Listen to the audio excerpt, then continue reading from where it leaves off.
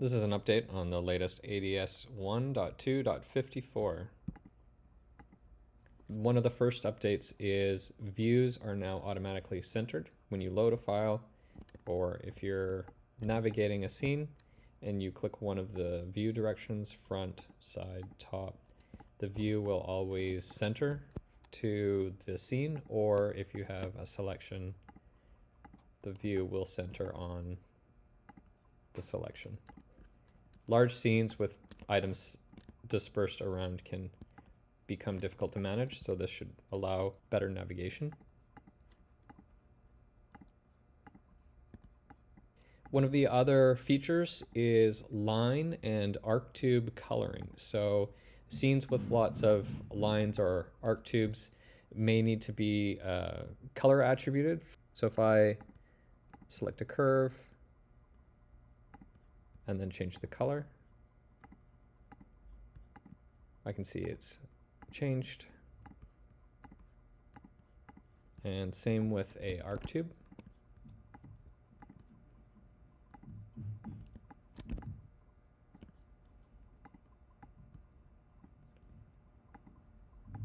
And you can remove the attribute by setting the default color.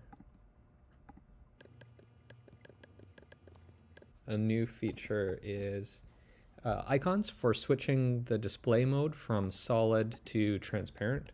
Sometimes the transparent view is good for viewing the profile curves or looking through the scene to figure out how it's going to fit, or when you're looking for a part, you can toggle quickly between solid or transparent. View centering also applies to the editing window. So if I double click on this curve, when I'm looking at the object, if I click side, top, front, it's going to center on the object being edited. And I can also toggle between transparent and solid on the object editors.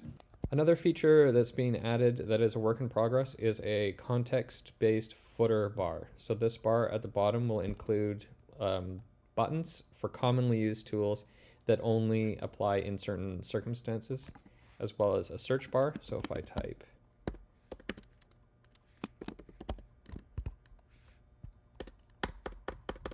for an object that I know by name, then it can highlight it and view the object for me. So some of the context tools are view. So if I select some objects, I can bring the view to the object. Another item is notching. So if I select an object, arc tube, and I want to notch the intersection, I can click on this tool and it generates this notch profile. And then with the notch profile selected, I can add tabs and slots. And you can see the tabs on this feature and then the slots added. I'll do the same here.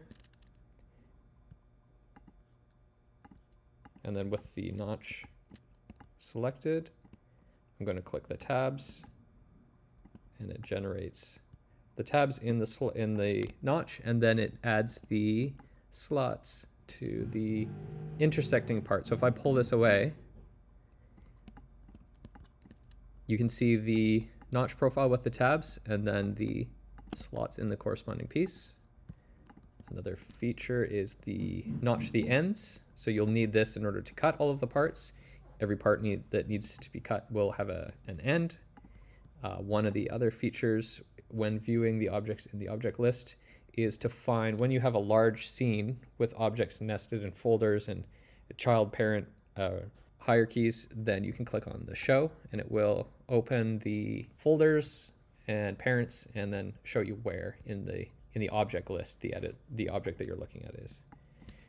This router feature will generate the G-code for your projects and then load the folder with all of the G-code files that you will use for manufacturing.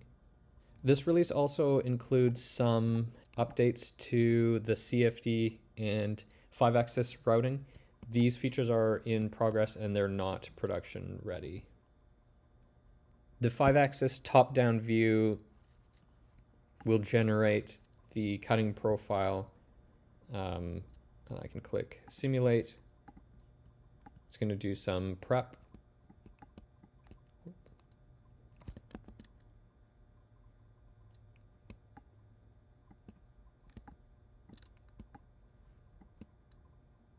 This is a work in progress, but you can see the example of the cutting surface. One is the tip, and then the other box is the AB axis fulcrum.